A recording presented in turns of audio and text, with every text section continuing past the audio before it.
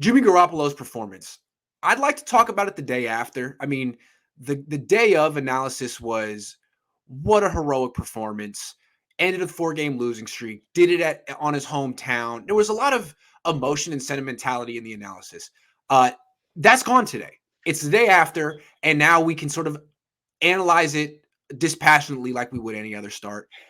How would you assess what Jimmy did? I thought he was terrific, especially when you take into the context of how he's played the last 2 years, how rough it's been to watch, how brutal the Colts game was to watch, whether it was in monsoon or not. I thought he was terrific. He played poised. He was probably as comfortable in the pocket as I've ever seen. There were a few times, where what he was looking at first wasn't available, and usually for 49ers fans who have seen Jimmy Garoppolo over the last 5 years, that's oh no time. Like, oh God, he starts pitter pattering his feet in the pocket and he throws one up for grabs.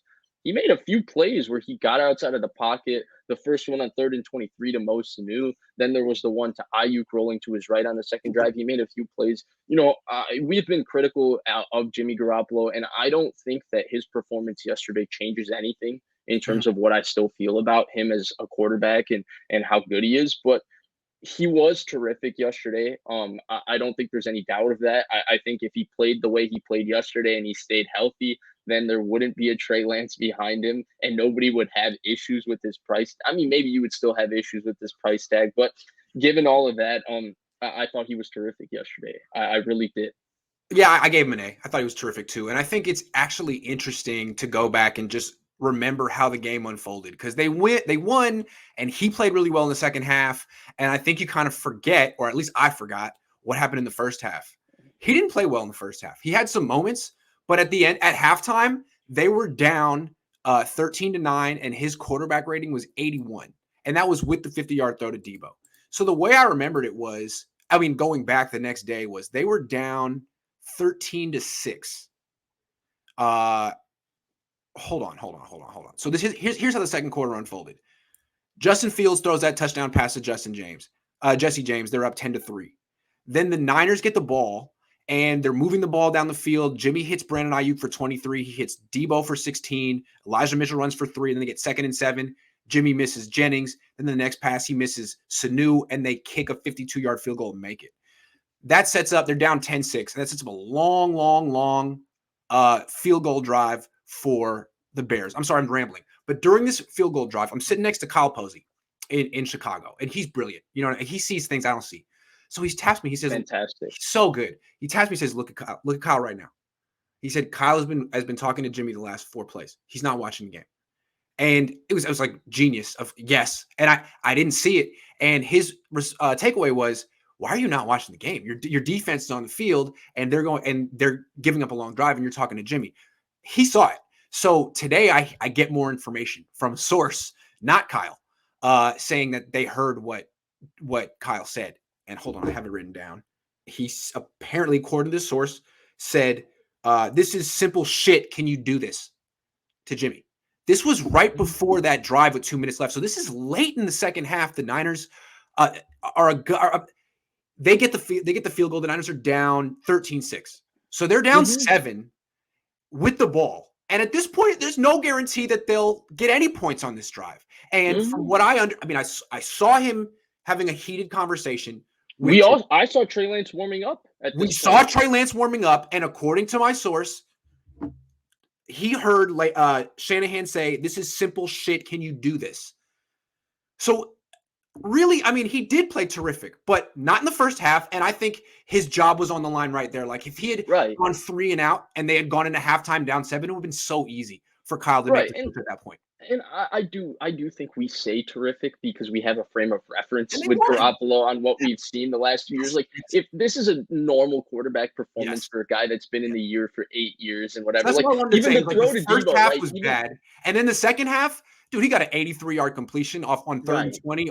So you know what I'm saying? Like if that was like a 13-yard completion, which is what it probably would be 9 times out of 10, He had modest passing stats. But anyway, Even the good throw game. to Debo, come on. You get quarters coverage and you run the Mills concept, and which a You got to hit backside that. post wide You have open to hit against the that. corner with outside leverage. You That's got to hit that. routine But I for mean, that's what he missed in the Super 98%. Bowl, right? Right. That's Yeah. what he missed in the Super That's what he Bowl. missed So in the it's Super great that he hit it, Yeah. and it's great that he hit it because we've never seen him with that much confidence on one hitch just rip that ball with pace and trajectory like that. Also, But his whole job was on the line, and he responded. If you remember on that drive at the end of the first half, first throw, he airmails Ayuk on the left sideline. Airmails him. And then he comes back and has just a phenomenal drive. And he it's not a touchdown. They only get the field goal, right? Anyway, yeah. he saves his job. And then he He goes missed out the and plays well in touchdown the to second half. Debo. He missed And it. he has those He gutty missed it, runs. And to think that he needed to do that to keep himself employed one more week is heroic. And he's a great underdog story. I'm not taking anything away from what he did, but he started off slow. Yeah, You know? no, he He did. needed to get The team yelled started at. off slow. He had to get yelled at on the sideline. Yeah. He's just interesting to me from Yeah. that standpoint because, like, this is the first time I'm watching him in person, right? And when he was getting in rhythm in the second half, and you could see him comfortable in the pocket, they weren't getting pressure on him, and the Niners were starting to play with pace. The way he throws the ball, his mechanics and all of that, when he's on rhythm, on time, it's pretty. He throws a quick beautiful release, ball, man. all of that. It's the quickest Right, release the in the release league, gets right? you. Yeah. But I do think, right, we're saying terrific because we have this frame of reference, and we've seen so much bad play over And the he's last been few years through a for lot. Garoppolo. He's been through so much.